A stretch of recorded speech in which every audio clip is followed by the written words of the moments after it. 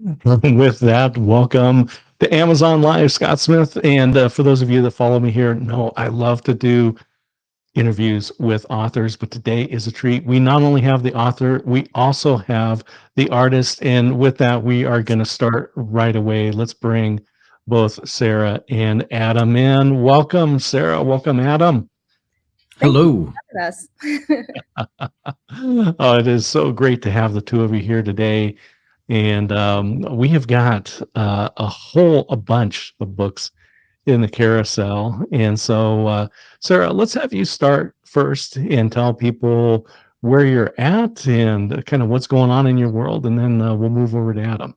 Of course, I'm actually in Florida and Ormond Beach, Florida, on the opposite side of where you are. Right now, it's so we got Bike Week going on. So if you hear some rumbling behind me, it's okay. It's just Harley's going by. That is an exciting time for sure. A big photo op, I bet. All right. And Adam. So, Yes. Adam, and I got the pronunciation right. Adam Isle.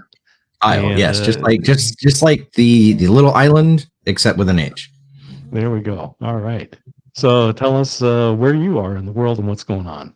Where I am in the world, I am on the West Coast. I am in Palmetto, Florida. I live here with my wife and my 3 children. Trying to think what else is going on. Not much else aside from just working on the latest book. Yeah. So let's have you guys. Let's jump right into it. We've got a bunch of books. Where do you want to start?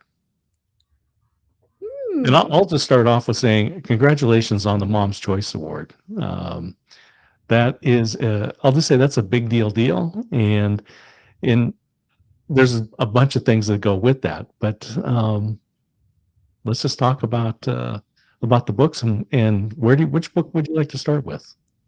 Let's start with I Quit. All It's right. one of our Mom Choice Awards as well.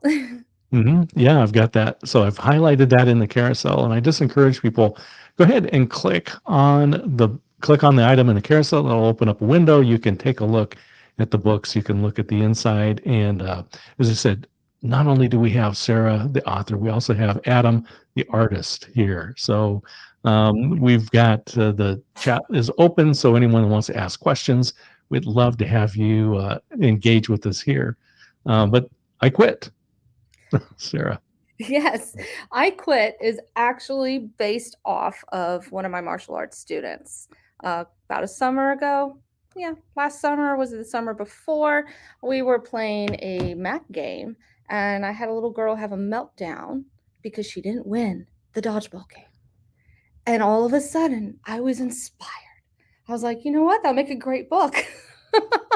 And so we developed the story about a little boy who just kept trying all these different sports, but he never gave it a chance. He just quit every time he would lose.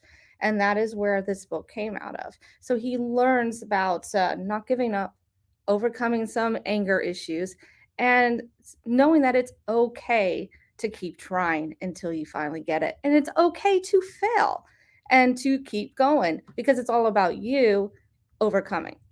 It's so important with all of what we hear in social media where people are posting all of the great stuff and all the tremendous vacations and everything that's going on in their life.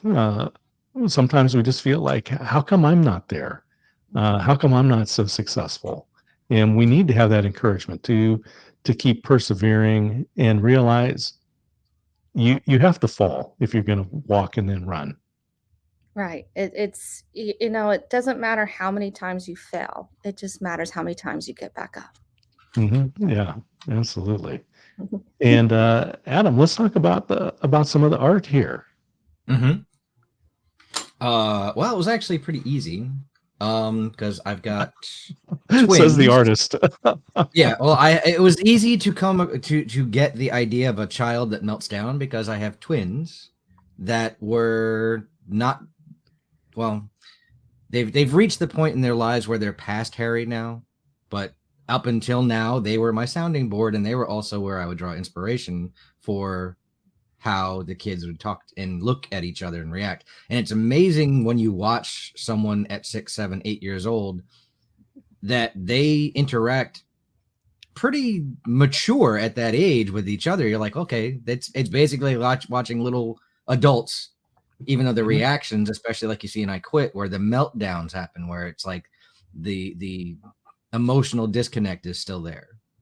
And I was privy to many a meltdown as a father.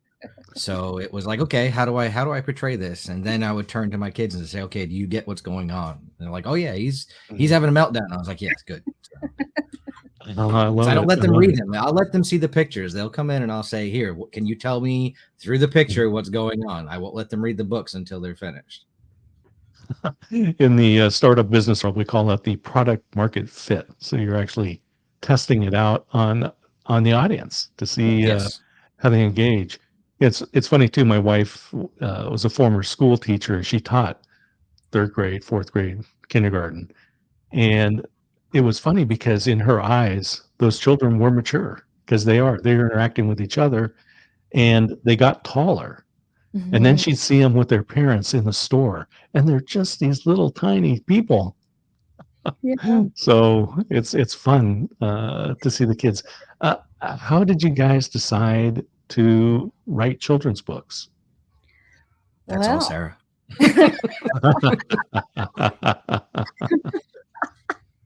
well, originally, The Adventures of Harry and Friends is part of my character development program that martial arts schools around the world license from us. So originally, Harry is 3D as well. And we have animations and mat chats and activity sheets that martial arts schools and preschools and other teachers are using to help teach character development. But because of COVID, Mhm, it a lot of schools were having difficulty and a lot of things were shutting down and pausing. So I'm sitting here going, how can I get my mission out to these kids? And while mhm, we were working on some 2D art of Harry already, we were Yep. working on this for 2 years before we even released the books. And it mhm. sort of fit in. So now we're taking everything that we've been teaching with the character development system and we're making children's books to help the mission and helping young Mhm. minds grow stronger, help parents raise resilient kids. So that is where it came from. So this is amazing. First of all, programs like martial arts for kids are so important. I know when my kids were involved in programs like this when they were young, Mhm. they uh, they weren't focusing on character, but just the individual self confidence that Mhm. I saw happen. And I'm sure, Sarah, you see that with the children as well. Oh yeah, I see with our martial arts school, we've been in business since 1995. So I've worked with thousands of children and Mhm, I've seen all kinds of emotional states. I've seen them fall, I've seen them fail, and I've seen them pick themselves up and their confidence grow. mhm, And that is what I want to happen through all these book series and the character programs. I want those children and parents see that same effect that I see on our mat. I can Mhm. see why Mom's Choice decided that you guys would be one of their picks. Thanks. Just having being a parent, and it's gratifying when you see your child grow and develop and mature, even at that young age. Mhm. And not everybody has access to the martial arts programs or studios, or maybe there's not one in the area that is using your program. Which congratulations, by the way, on having a worldwide Thanks. program, Thanks. and that is a fabulous deal. But then to be able to start with something like I Quit, and maybe the parents then can also help encourage their children. Mhm. Well, a lot of kids these days do quit on everything from their video games to schoolwork to sports. It gets hard and they go, I don't want to do this anymore. Mm, And it's not about that. It's about persevering through the hard times. And that's when true confidence grows. And that's what we want the kids to learn. And I quit is true mm. confidence grows from not giving up. Mhm. and not worry about what the other person's doing. There is no need because the only person you're competing against is yourself. Yep. Absolutely. Absolutely. Adam, what's your thoughts on this? You're talking about your children as well. About my children. Well, let's see. I've got 2 soccer players and a golf player. And the soccer players I have to push because it will get hard. And I'll be like, okay, you can't stop. You can't stop. Don't stop. Don't stop. And it's fun to watch them when they actually do catch themselves. And like, okay, no, I'm not going to stop. I'm going to keep going. I'm going to push myself. And there are tears and there are meltdowns and there are times where you're just like, I don't want to do this anymore. And as a parent, all I can do is give them a hug and say, we'll go back out tomorrow. So Hmm. Yeah, yeah. It's just a lot of fun. As I said, as you watch them grow and develop, Mhm. yep. learn new skills, learn that confidence, and out on the soccer field and golf, whatever the sport or activity that they're in, Sarah, character. And I know that's really a part of that program that you have, and what you really want to instill in here, in character. And that's not really something we don't talk about that as much. Certainly not a subject in school. Yeah. A Not lot of it, anymore. yeah, a lot of it's lacking. And a lot of people need to start bringing that back in school or at home and start talking about these positive words on not giving up, on perseverance, on integrity, on honesty, because they're all different, on making good choices, thinking before you act, think before you talk, Hmm. and also just pause for a moment. It's okay to pause. A lot of these kids just rush into things, and I want them to slow down and Hmm. enjoy a book, enjoy learning, enjoy being around your parents, enjoy being around your friends without having envy or jealousy or anger issues. Hmm. I was interviewing Holly Jean Jackson recently, and she was talking about her book, Inspiration Contagion. And one of the examples of a good way to live was to just enjoy a meal. Yeah, No TV, no, just actually enjoy the food. yeah, And this is kind of what I'm hearing here too, is that if you're with a friend, enjoy your friend. If you're on the soccer field, enjoy that soccer moment. yeah. Yep. Uh, and don't be looking for all the other alternatives. Right. I mean, you can be competitive, and it's okay Mhm. to be competitive, but you also have to be humble and learn to lose gracefully and Mhm. congratulate the people around you who are succeeding and praise them for it because eventually you're going to be there too. And they all learn that. And I quit. Yep. That was just funny. I've recently, actually, within the past week, because I coach a soccer team, I coach my daughter's soccer team, and we had issues with our last game of them being too nice on the field. And they were very confused when I told them, I was like, you can be a good sport and be aggressive at the same time. Mhm. You can go out there and not be a nice person, but still be a good sport about it. And we had to work on that on our last practice. And it was like, how can you do both things that sound so opposite? How can you push forward and do this on the field and be an aggressive player and someone who is looking to win, yet still be a good sport about it and not go out there angry trying to hurt people? Hmm. Mhm. So, and it's You hard. I know, mean, when you're dealing with 10-year olds, that's like, okay, you can't go out there and start swinging. You gotta yeah. realize there's a line. You can be aggressive. You can push forward without being mad and angry about it. And if they get past you, don't get mad and angry about it. Just turn around and say, okay, I'm going to do better this time, and be just as aggressive as they're being My without daughters getting angry. Being my respectful. daughters were playing basketball. That was the same thing. It was the ball was coming down after a missed shot, and my daughter was going to she got the rebound last time, so now it's time for the other girl to get the. Yes. Like, you don't have to let her have it. This No. is You don't okay. have to be nice. You don't have to be nice. And whether it's sports or activities, uh, band, orchestra, plays, sports, not only is there the competition, but there's also the cooperation that we Mhm. learn there as well. Oh yeah, there's a lot of teamwork. I mean, in the beginning of I Quit, they're at a basketball game. And Mhm, Ringo is doing an amazing job. He's got the shot, but there's another team member from the other team coming in to steal the ball. But he That he doesn't misses see. it. Yeah, and Kara grabs it and takes the winning shot, which mm, starts this whole cascade of emotional breakdown for Ringo. mhm. But he learns that it's all part of the game and not to give up.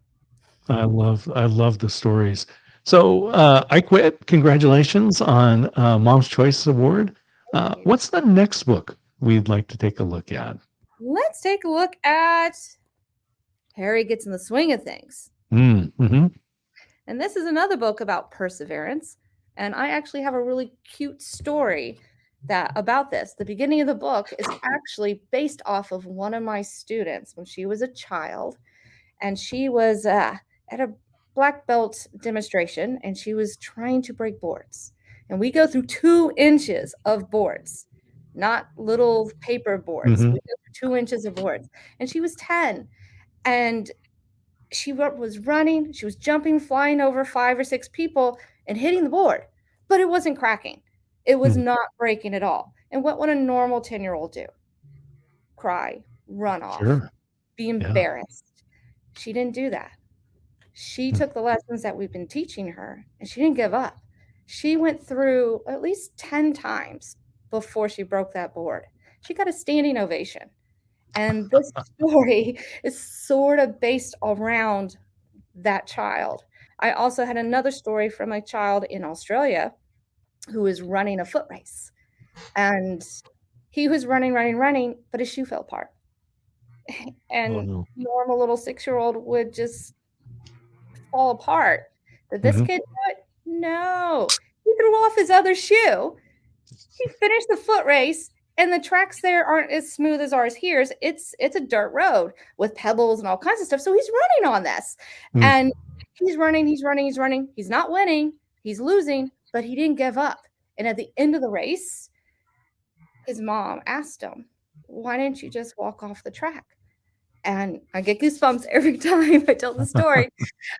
He goes, "Because I have indomitable spirit like Harry." Oh, my word. And I'm like, and so the martial arts school who uses my Mhm. program there emailed me that story, and I just Yes. yeah, that is so powerful.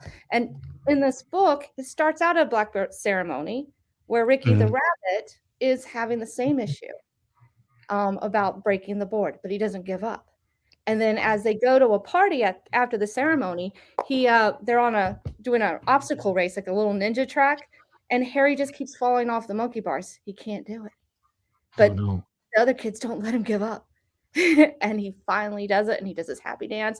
And then so it's celebrating those 2 kids, those 2 Mhm. stories that are so powerful to all the other kids in the world about not giving up. There's a famous marathon runner, John Stephen Okoye, from Tanzania, 1968 Summer Olympics in Mexico City.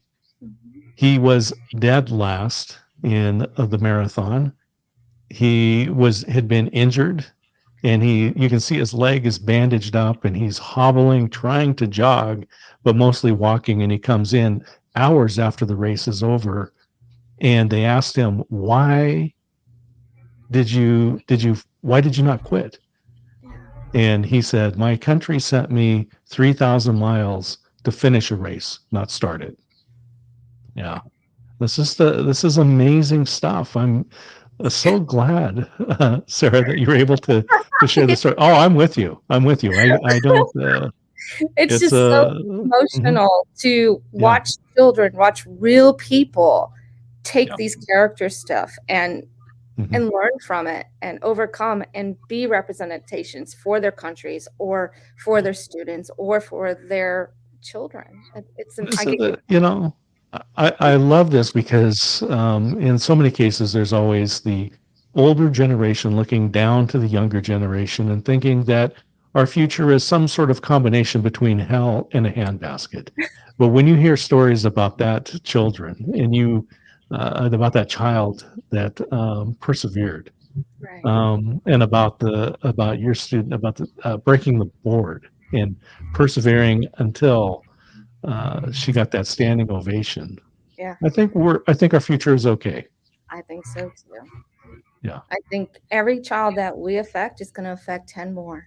And those children are Mhm. going to affect 10 more. And it will be a domino effect. Our world will Yeah. be okay as long as we bring back character education to these kids. Yeah, and so it's available in the martial arts programs, but also in all of these books. And so we talked about I Quit, and Harry Mhm. gets into the swing of things. What else? And I would go to Adam and ask, uh, there, one of the things that your books have Mhm. is this different. There's this, I'll say, a different voice that happens Yes. in the story. So tell us about that. The different voice came about because this is the story that I knew the most. Harry gets into the swing of things is where I met Sarah back Mm, in, what was it, 2009. Um, I was actually storyboarding the animation that was based off of the story that was this, but in a different form. And in when you're doing animation, you can visually change how it looks. In a book, how do you do a narrative and show someone thinking? You mm, can do it in animation with like the Scooby Doo wobbly, like the wiggly lines, and mhm. you know that he's thinking. I was like, well, how do we show this? And I was like, I threw the idea at Sarah. I was like, and she was back. We were back and forth for a while. I was like, how about his world looks like a cartoon, but when he's inside his head, it's a comic book. Yes. Yes. And it was, and everything changes. It visually looks Mhm, different. Everything looks mhm, different because the comic book, now you know Harry or one of the other characters is inside their own head, whether it's Harry thinking he's a superhero or just someone thinking. mhm, There's a there, and this is now it's a running thing throughout the books where it's when someone goes inside their imagination or starts to think and they're thinking in pictures, it changes visual looks. So mhm. you know instantly if you see a thought bubble or a word bubble, he's no longer in Harry's world, because Harry lives in 3 worlds in each book. Yeah. He lives in your world, and his imagination, and the other characters do as well. So we have to visually show how does each one of those go.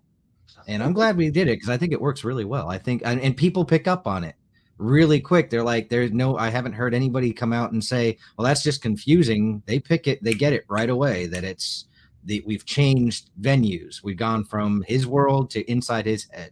And I was like, okay, we got it. We're good. It's Yeah, just it's a fabulous camera trick. we're very non-traditional children's books. It's like Oh, watching yeah. a cartoon series. And so we wanted to make sure that the children who are having a hard time reading or learning to read still understood what was going on. So Mhm, the entire book series has, I guess my husband likes to say, wall to wall or cover to cover illustrations. And it looks like it's a running cartoon right in front of you. So mhm, our characters, there's really no descriptions of what's going on because it's all in the pictures. And Adam mhm. did an amazing job doing that. And there's a lot of dialogue because I want the kids to learn how to communicate with each other. And our characters not only talk to each other, but they talk to the audience and they break the fourth wall and A they say, lot. what do you think? How do you do that? And so it gives the parent a chance to have a conversation with their children and Mhm. children having a conversation with Harry. So it creates a nice special bond with our characters, with the kids, and with the parents. Yeah, that's fabulous. I just when I think of this, uh, as we call it, the camera trick, when they go inside their head, when it becomes that comic book and it's physically looks different on the page, it does remind me of those tricks in the early days of film with Orson Welles experimenting and coming up with new techniques. Yeah. And you guys have been able to do that same type of thing, is come up with something that Orson Welles would have done had he been done doing children's books. So congratulations. Thank you. That's such a big compliment. It is a huge. I'm thinking it's like we just went because we're both coming from a visual entertainment. I come from a background of doing films and television. Sarah's in the same thing. So illustrating a book, I come at it. I came at it originally as a cartoon. I was like, Mhm. we'll make it look like a cartoon because that's how I've always seen Harry. Mhm. Harry was a cartoon character. He wasn't a book character. He was a Mm. cartoon character who had a voice. He was alive. I saw him speaking. I know what he sounds like. I know how he thinks. Um, Ricky the Rabbit also for me because I'm the voice of Ricky Mhm. You should do in the it. animation. So I was Ricky's voice. So I know what these characters sound like. And when Sarah said, "Hey, I want to change the way we look," before the books were made, I was like, okay. And I came at it as she meant we're doing animation again, but on 2-dimensional. So it was hand drawn Mhm. animation. So I came at it that way. And then it was like, what about books? I was like, oh, well, we got all these character designs and ideas. Mhm. And the transition from animation to book was very simple because everything was already made for us. Mhm. Yeah. We just had to lay it all out in book form. And I was like, and running from that, these are as if I tried to do the anime. I try to draw the books as if it's a still frame from a cartoon on TV. If you paused Mhm. your TV at the right moment, that's what you'd see. Mhm. So that goes back to Disney. Speaking of Disney and his Yes. animation, Yeah. and specifically in Snow White and Fantasia, he wanted every cell in there to be frameable. Yeah. Yep. And I think we see that in the art here. And just, people, I'm just going to highlight Sarah here so we can take a look at this. We can look at the detail in the picture, and you can really in these you can climb into this. And I think some of the best art when we're looking at landscape, right, is we can walk into them and we can wander around and we can look at that house in the back on the other side of the fence. And these are things that uh, make the story interesting, not just for the child, but also for the parent. Because, as I said, as a parent, I remember out of all the books, we would read like one over and over again, every night, right? Because that's what the child wanted. Mhm. And with a book like this, there's more to it, and you can use your own imagination as a parent and climb into it and wonder, what Mhm. about the yellow house back there? Who do you think lives back there? Kara the frog. I was gonna say, I'm pretty sure Sarah knows who lives in that yellow house. Oh my word. I love it. I love it. Well, let's talk a little bit about the background about this video movie TV type of production that you guys have been in, and how that influences the stories. And we'll move there into one of the other books. Okay. Well, my background is I started out at on stage in local performances with my mother because my mother was a actress and a professional singer, and then I had the chance to audition for Fox Kids Club in Mississippi when I was a child, and that was when I got my first taste Mm. of Mhm. television, other than just watching it. And I was their first Kids Club network hostess. They tried it out on me and it Mhm. worked. So they hired some more people and then they created regional hosts all across the nation. But while I was there, I was more interested in what's going on behind there. And so Mhm. I started producing versus being in front of the camera. So I started producing my own spots, writing my own spots, getting in there, getting in and out, and just loving every second of actually producing. And then I went from television to a theatrical company that sent me all over the United States and Canada. And I performed about, I think, around 500 plays, but they were all family oriented and Mhm. epic role plays. So I really got to engage with a lot of students and kids and travel with throughout there. Um, I was doing plays in French, and I don't speak French. And I went up Fabulous. to Quebec, That's and I acting. really strong Southern drawl then, and they were all laughing, and I was like, "Isn't this a drama?" But I just went with it, and I left Canada saying "a" instead of "y'all." Mm. Mhm. Um, but then I met my husband after that at his martial arts school, and he asked me if I could entertain the kids because the kids were all wired and it's silly and it's Christmas time, so they're all hyper from the parties. And Mm-hmm. so I sat down with the kids and I told them the original story of Harry, and it was a Christmas story. Ah. And that's where all this started. Was that So Harry and the Broken Toy? no, actually. Oh, okay. It was a Christmas story, but we'll get to that one next. Okay. All right. Sounds Right good. to the Christmas tree.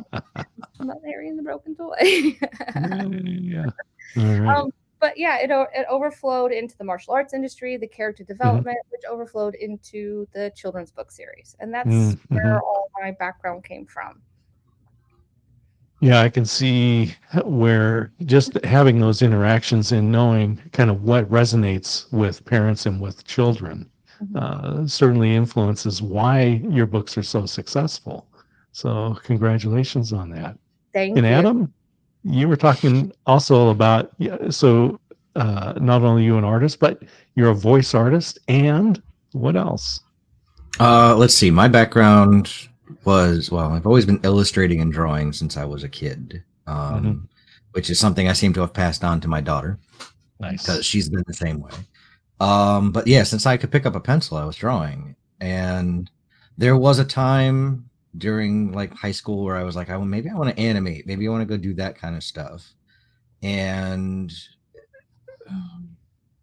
there was always the underlying, it sounds so cliche because of all of it. When I was 5 and I saw Star Wars for the first time in 1977 or 78, I was like, oh, I want to be the guy that makes monsters. I wanted to be that guy. So I went to school and I learned how to make monsters. And I learned how to do special effects makeup and how to do model building. And right at the cusp, as everything was changing to digital and stuff, I had learned all these skills. I had gone on and done some film and television in New York City. I did some theater.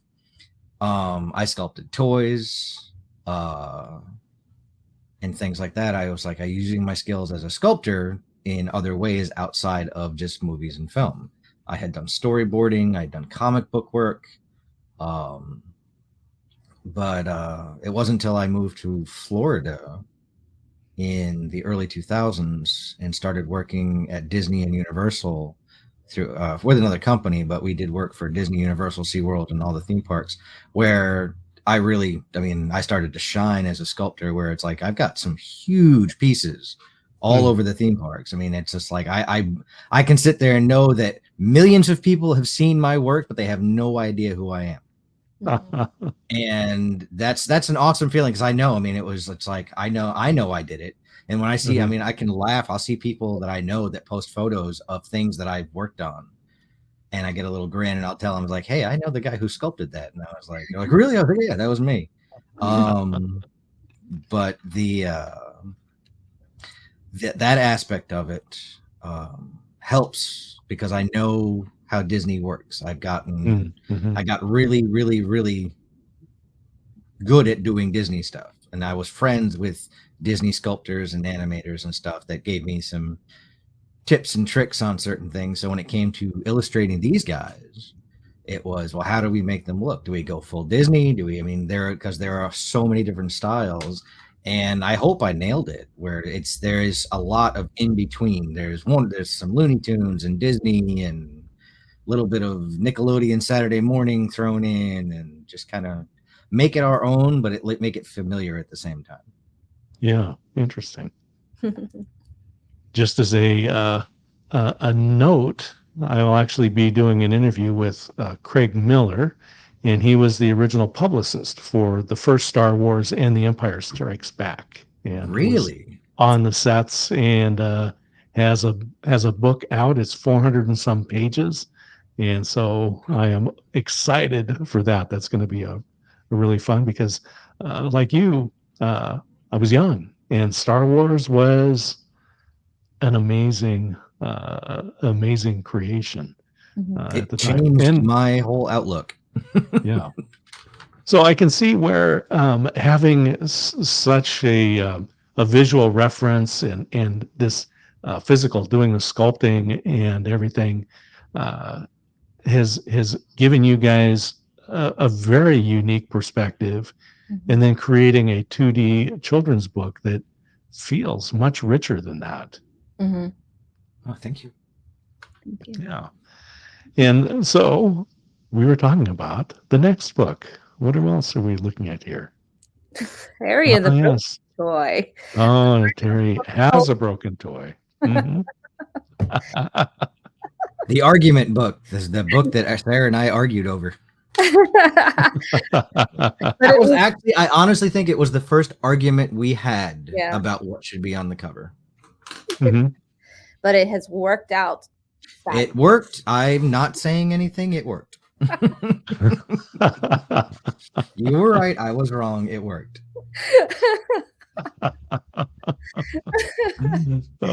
So Yeah. tell us about Harry and his toy. Well, Harry had a play date. And at the end of the play date, all the kids rushed out instead of picking up their toys. And Mm, Harry accidentally steps on one of his favorite toys that he saved all his hard earned money to get. mm, And it's mhm, so the book actually teaches responsibility, it teaches manners. So if you're going to someone's house to play, you got to make sure you take the time to clean up without being told to clean up. And that is what Harry and the Broken Toy is. And there's also an interactive page in here where Harry actually asks the reader to help him clean up the mess that his friends left behind. I can show it to you. And the kids get to color it in to clean up. ah, So it's just little fun mhm, things mhm, in here. But I understand that children, when they're in the midst of playing and they're in their imaginations, which we show in the book, that they're in their mhm, imaginations, and it's a huge, very Batman Gotham style comic adventure going mhm, on in this book, that you get distracted and you forget to clean up, even if a parent says, hey, don't forget to clean up your mess before you leave. It happens, but this is a nice reminder to all students, all kids, mhm. all parents, that just, give them a little edge, or they'll learn from the hard way sometimes, but they'll start cleaning up and showing manners when they're going to other people's homes and different things, and being a little more responsible for their toys. Yes, that's great. I love it. And again, it's that character. Mm-hmm. But it's not underhanded but definitely it is a subliminal part of the message. But every one of us can certainly identify with that moment where we wish we could back up time and not break that toy. Yes. Oh, yeah. Because we all have. Mhm, mhm.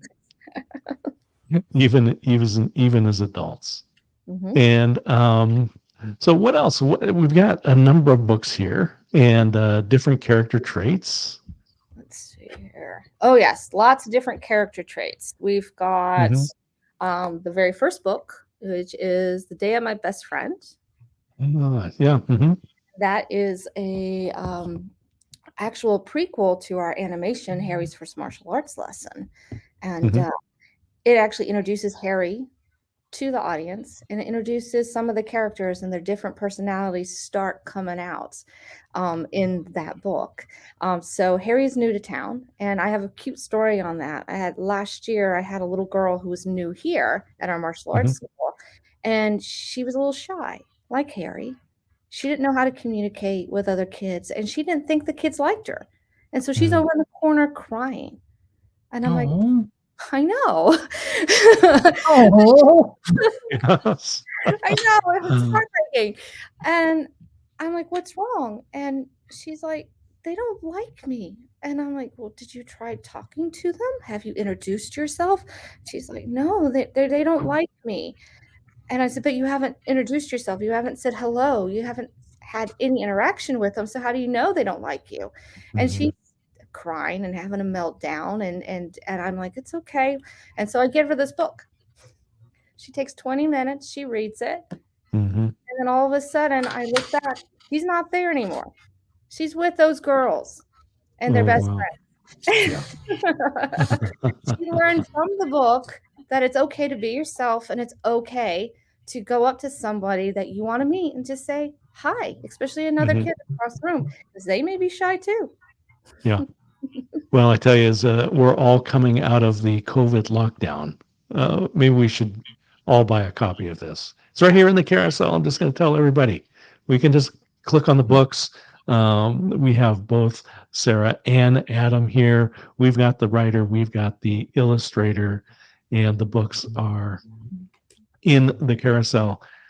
I just want to remind everybody that on Amazon, one of the great things that you can do, click on the book, add to cart, and then choose the address that you want it to go to. And maybe there's someone that you know that has a brand new child, someone that's got a child that's struggling. Maybe they just moved, they just relocated, and they need a little bit of encouragement.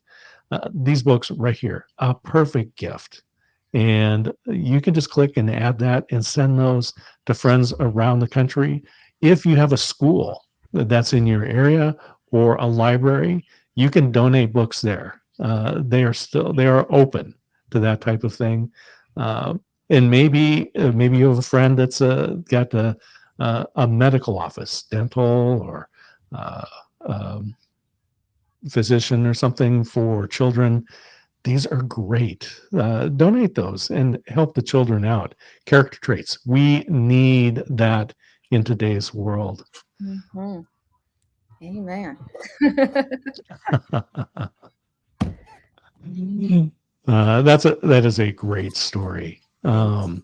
So we've got some more books. We've got Yes, some more books. I don't want people to miss out, I know. and we can hear directly from the two of you. Well, this I I hate to say I have favorites, but I do. I'll These are say it. good I have stuff. a favorite book. I'm sure I have two favorites. you do. You I have two. do. Let's see what the same ones. Okay. I'm not afraid. Okay, that's one of them. And this is a Mom's Choice Award book Mm, as well. And this one is about overcoming fear and mm, understanding what fear actually is. Is it false fear or is it real fear? Is there mhm, really a monster outside your tent? Or is it just your imagination building up the noise and the creepy shadows? So, false expectations appearing real fear, or is there mhm, actually a monster outside your tent? So, they learn the difference in this book between false expectations appearing real and what fear really is. So, they mhm, can then sit back and go, you know what? Yeah, that was freaking me out. It was a little scary, but it's not real. And so they mhm. take their power back and they overcome their fear.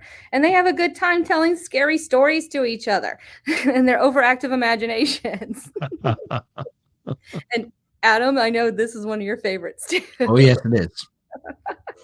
It is definitely one of my favorites, just because visually it was something new. We hadn't done this before, and it was taking them outside of the bedrooms and outside of the playgrounds and sticking them into a tent and it was like, okay, now we got to have it's like it's visually changing the dynamic. We got these four guys in the tent telling scary stories, and how do you pull that off and make it interesting?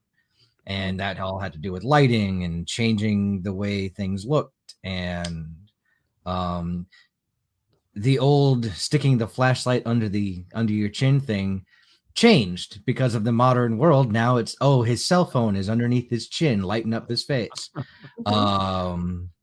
So that kind of stuff it was fun to play with. And then there was, Mhm, how scary can I go in their imagination before it becomes too scary? mhm. And according to my kids, I didn't go scary enough. That's probably They just were like, right "Oh, then. it could have been more scary, Dad. It's scary, but it Mhm, could have been more." mhm, I was like, "Oh, okay."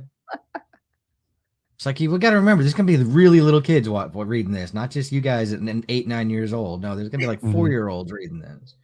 It can still be scary, Dad. It can't. It's not enough. But visually, it was when it was the new book. That was it. It was my favorite book of all of them. I was like, oh, this is it. This is the book this is the one that I want people to look at, just because the mhm. visuals in that book just I am proud of. I'm proud of the way that book looks. Oh, that's wonderful. I'm not afraid Adam is one of your favorites. You mentioned that you have two favorites.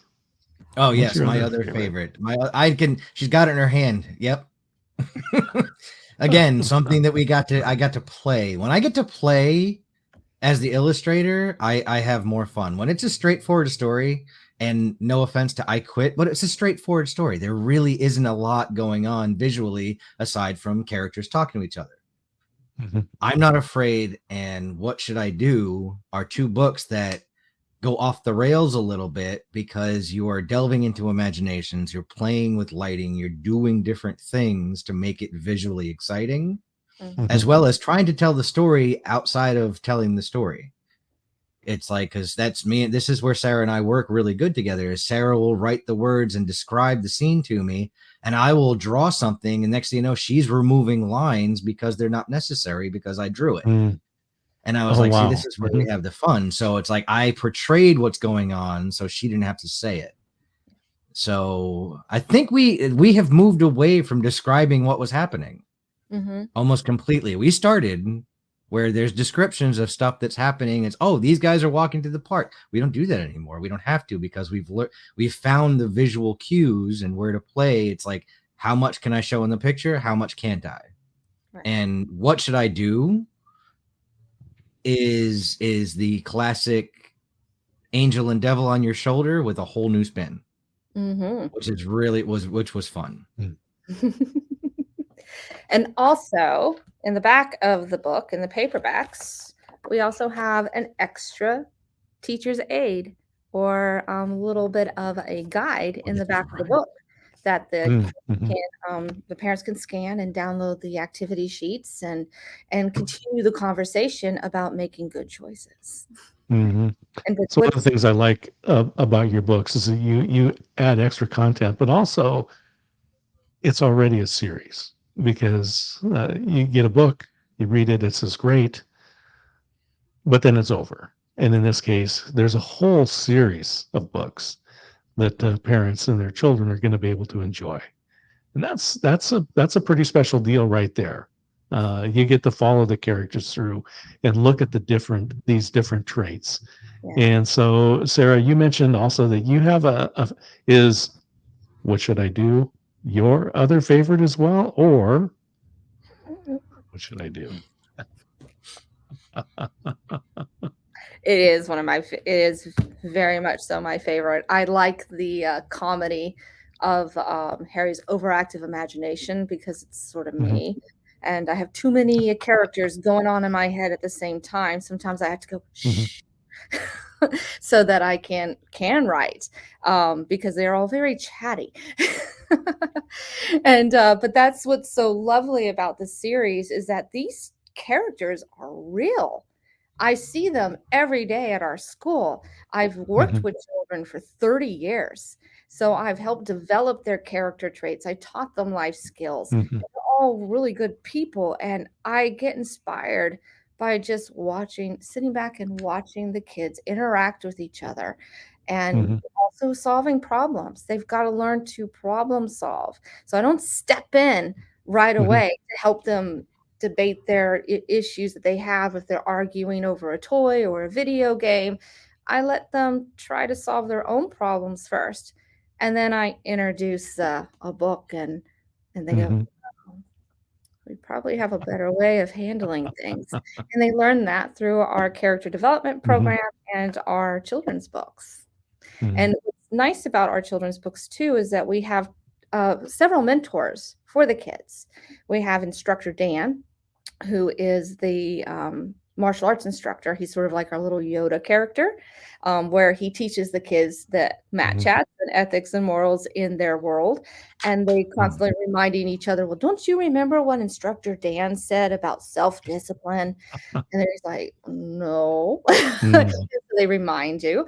We also have Captain Karate Man, who is actually our superhero involved in it in this, where Harry's wanting to pretend he's the superhero and he is a little bit of the ethics and the morals. He's our Mhm.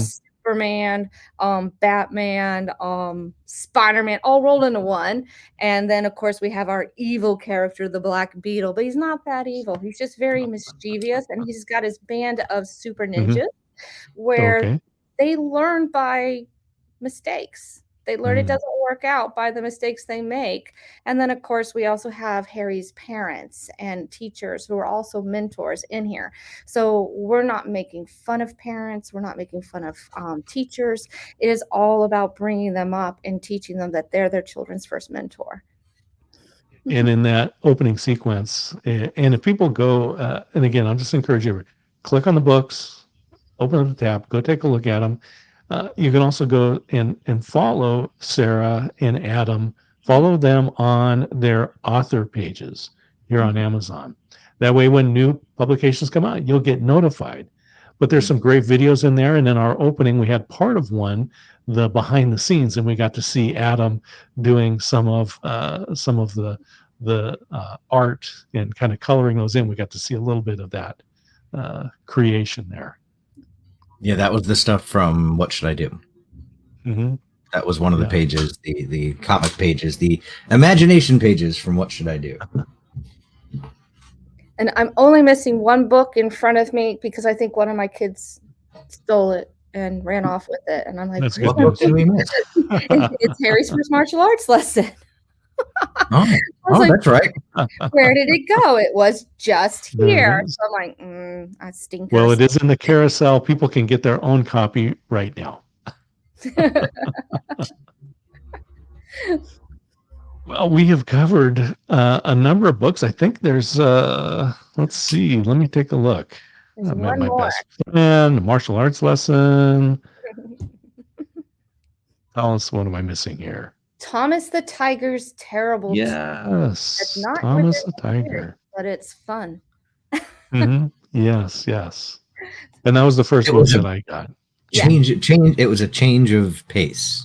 Mm-hmm. It was like eating ginger while eating sushi to cleanse the palate. That was good. As I read through, I could imagine those times in the store with my own child. And unfortunately, I can remember when I was that child. It's very relatable and it's fun to read. And we actually got a really great honor.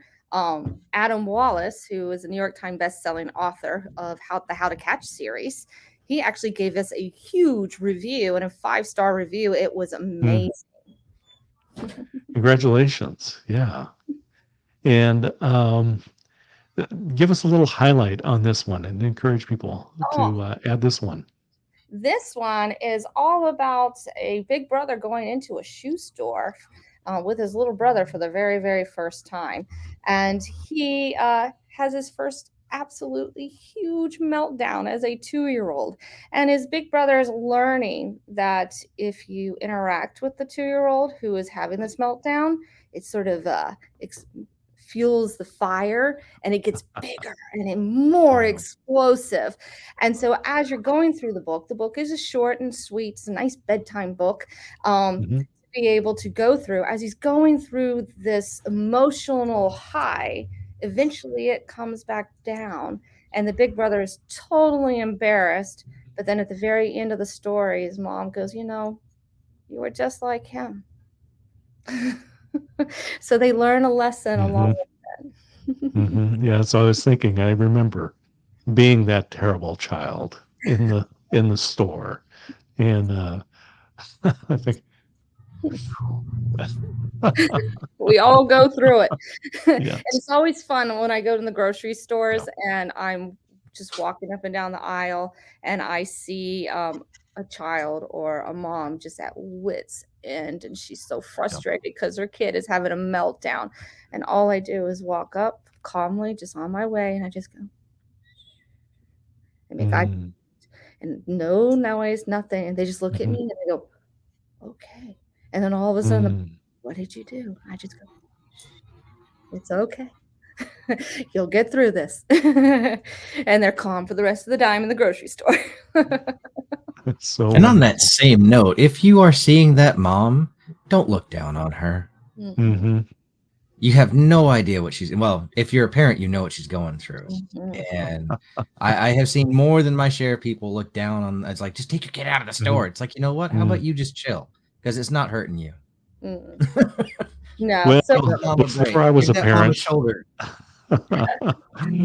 as I said, my wife was a school teacher, and I remember before we had kids, we were going into the movie theater, and here comes this family with a 3-year-old, pouring down rain, and the child is barefoot walking through the parking lot.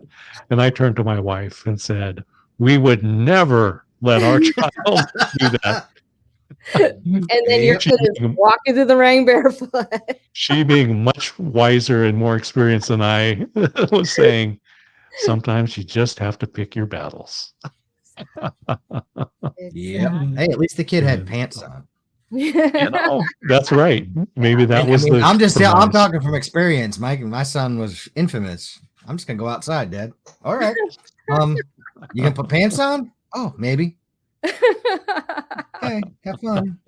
But Oh, everyone is going to have fun, Adam, Sarah, with all of these books. And as we wind down, and I have had so much fun with both of you today. Thank you for taking time and coming here live on Amazon. And again, I want to encourage everybody, click on the books in the carousel. Share the link out to this to friends. They can watch and get the behind the scenes. What I really want to do in the last moments is, how can people get a hold of you? Mhm. And will you be at any shows or signings or conventions or book cons that people can come and see you guys face to face? Actually, I did just sign up for a homeschool show that's in Orlando in May. And I'm also going to be at a martial arts convention in Las Vegas in July. And if they go to my website, venturesofharryandfriends.com, later this week, I will have the events listed under the event page. So they can Hmm, definitely come and meet us. fabulous. All right. And Adam, will you be there as well at any of these or? The Orlando show I should be at. I'm not making Mhm. any promises. But I should be at the Orlando. I will not be at the Vegas show. Yeah. I'm not crazy enough to go to Vegas in July. But Well, no, I'll tell you, I will. those are big blocks when you look and you think, oh, it's only a block over. It's still like a Yeah. mile and a half Yeah. in the sun. So that's why. So what is the website again that people can come and learn more of where you guys are going to be? Adventuresofharryandfriends.com. There you go. So with that, thank you so much. We're going to play that little video again because I want people to see the books and also that little behind the scenes of Adam. But hang on, I'll send you into the green room and we'll chat in just a moment. Well, it has been a lot of fun with Sarah and Adam today talking about the books. They have such deep backgrounds and experience working with children, parents, character traits, working in the different industry of video production and movies and stage and all this stuff. This is just evident in all of the books. And you would be the hero to bring this home to your family or to give it as a gift. And so I just want to thank everybody for coming and watching today. And let's take a look at the little video here and the behind the scenes. And everybody have a fabulous day.